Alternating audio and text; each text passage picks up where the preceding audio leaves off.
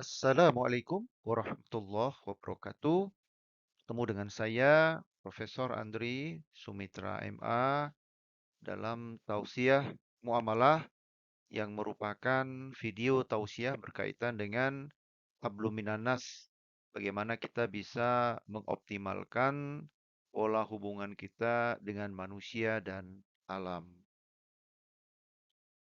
Tema hari ini kita akan membahas orientasi fitrah manusia mencintai dunia. Saudaraku yang berbahagia, bahwa Allah Subhanahu wa taala sejak awal menciptakan kita itu sudah menciptakan manusia dengan fitrah cenderung mencintai dunia, ya. Dan ini harus kita fahami sebagai ujian dari Allah Subhanahu wa taala. Karena ketika kita menjalani kehidupan, kita punya fitrah keinginan terhadap harta, bagaimana supaya kita bisa menjadi orang yang berhasil, mencintai keluarga, dan hal-hal duniawi lainnya. Nah, fitrah ini sebetulnya tidaklah buruk, ya, jika diarahkan dan dikelola dengan baik, ya, sesuai dengan tuntunan yang telah ditetapkan oleh Allah Subhanahu wa taala melalui Al-Qur'an dan ajaran Nabi Muhammad sallallahu alaihi wasallam. Namun, apabila fitrah mencintai dunia ini tidak dikelola dengan baik, maka kecenderungan cinta kepada dunia bisa membawa dampak buruk bagi kehidupan kita, baik di dunia maupun di akhirat. Oleh karenanya penting bagi semua orang untuk mengelola fitrah mencintai dunia ini agar kita bisa mendapatkan keridhaan Allah Subhanahu wa taala di penghujung kehidupan kita. Saudaraku, Allah Subhanahu wa taala dalam Al-Qur'an surah Ali Imran ayat 14 menyatakan, Bismillahirrahmanirrahim, Zuyyina lin-nasi hubbus syahawati minan nisa'i wal banin wal qanatiril muqantarati minadh dhahabi wal fiddati wal khaylil musawwamati wal an'am wal harth dzalika mata'ul hayatid dunya wallahu indahu husnul ma'ab.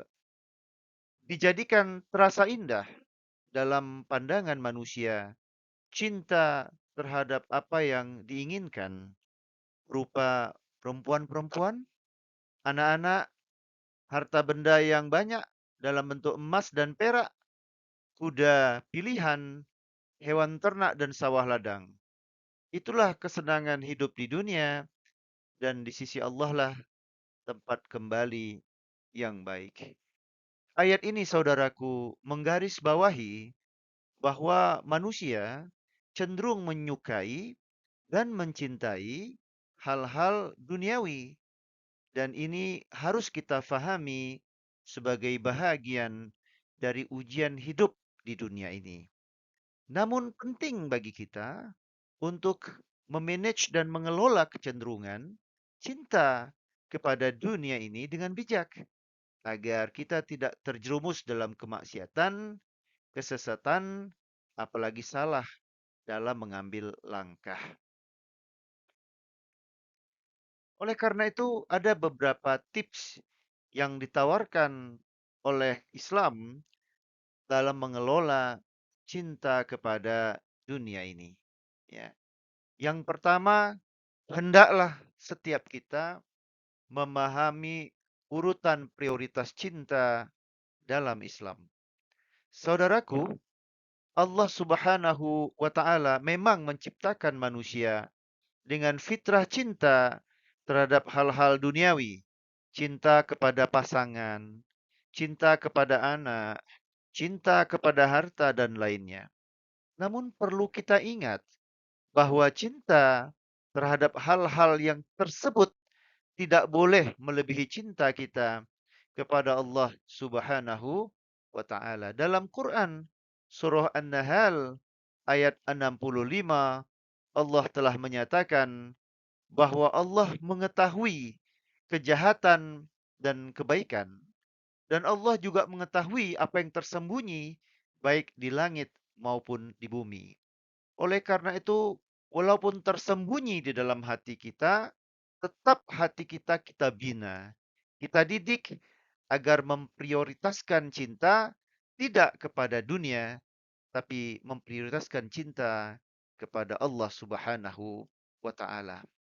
Pada poin kedua, setelah kita menyadari ada prioritas cinta yang mesti kita tempatkan, mana yang lebih atas, mana yang di bawah, maka kita perlu punya komitmen untuk menempatkan Allah sebagai cinta tertinggi dalam hidup kita.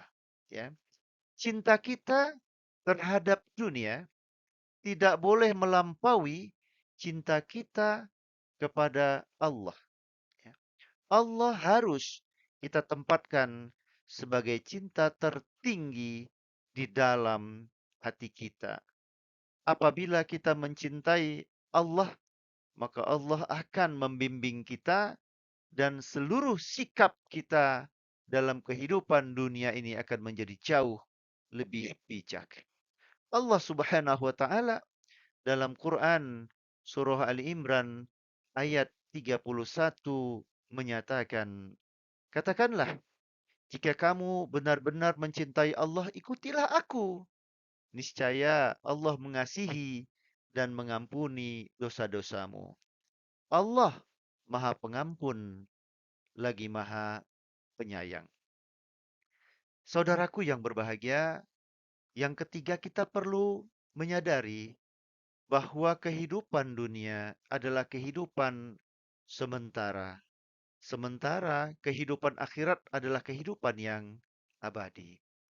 Oleh karena itu, saudaraku, jangan biarkan cinta kita terhadap dunia membuat kita lupa akan tujuan sebenarnya kita hidup di dunia ini, yaitu mengabdi kepada Allah Subhanahu wa taala. Yang keempat, saudaraku, mari kita berikan perhatian kepada hal-hal yang positif dan bermanfaat. Jika kita merasa cinta kita terhadap hal-hal yang bersifat duniawi ini justru mengganggu ketaatan kita kepada Allah, maka alihkanlah perhatian kita kepada hal-hal yang lebih positif dan bermanfaat. Baik buat diri kita sendiri maupun buat orang lain. Dan ini insya Allah dapat meningkatkan ketaatan kita kepada Allah Subhanahu wa taala, meningkatkan perbuatan kebajikan kita kepada orang lain, dan tentu akan menambah pemahaman kita kepada ilmu agama. Allah Subhanahu wa taala dalam Quran surah Al-Kahf ayat 28 menegaskan, dan janganlah kamu condong kepada orang yang telah kami jadikan hatinya lalai dari mengingat kami dan menjadikan hawa nafsunya sebagai Tuhannya dan telah melampaui batas. Saudaraku, mari kita kelola kecintaan kepada dunia ini untuk semakin mendekatkan diri kepada Allah Subhanahu wa taala. Pesan Allah dalam ayat sebelumnya, betul kita memiliki rasa cinta kepada dunia. Oleh karena itu mari kita kelola cinta kita kepada pasangan dari lawan jenis kita, cinta kepada pasangan hidup, itu harus dibarengi dengan ketaatan kepada Allah dan Rasul-Nya. Menggunakan jalur yang halal yang sudah disyariatkan dalam mengungkapkan dan mengekspresikan rasa cinta kepada lawan jenis dan menjadikan hubungan di dalam rasa cinta tersebut sebagai hubungan yang makin mendekatkan diri kita kepada Allah Subhanahu wa taala. Yang kedua, rasa cinta kita kepada anak dan keturunan. Itu juga kita upayakan agar tidak menghalangi ketaatan kita kepada Allah Subhanahu wa taala. Tapi justru kita mampu menjadikan anak keturunan kita menjadi anak yang saleh, saleha, dan berhak menjadi investasi di masa depan yang akan mendoakan kita ketika nanti kita sudah mati. Yang ketiga, saudaraku, hendaklah harta dan kekayaan yang kita miliki, kita bijak menggunakannya sesuai dengan perintah Allah Subhanahu wa taala dan Rasul-Nya. Kita fahami harta dan kekayaan sebagai ujian dari Allah Subhanahu wa taala dan kita jadikan ia sebagai bekal memfasilitasi kehidupan kita di dunia dan di akhirat. Kendaraan yang kita punya juga jangan membiarkan membuat kita lalai dan lupa untuk kepentingan akhirat. Kita jadikan kendaraan yang kita miliki sebagai sarana untuk meraih ridha Allah Subhanahu wa taala dan berbuat baik sebanyak-banyaknya. Hewan ternak, sawah ladang, dan aset-aset lain yang kita punyai, jangan biarkan itu menjadi kesuksesan dunia yang melupakan kita kepada tugas kita mempersiapkan kehidupan kita kelak kemudian hari. Jadikan pekerjaan, profesi, jabatan yang kita raih hari ini sebagai bekal amal untuk mewujudkan kebaikan di dunia dan di akhirat.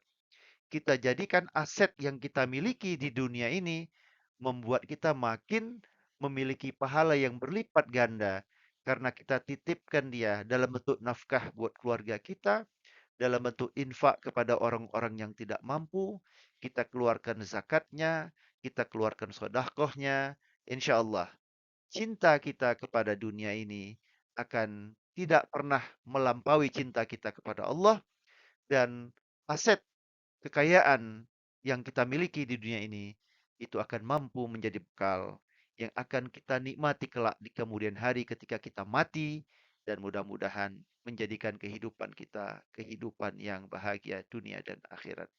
Demikian, semoga tausiah muamalah ini bermanfaat buat kita semua. Mohon maaf atas segala kekurangan.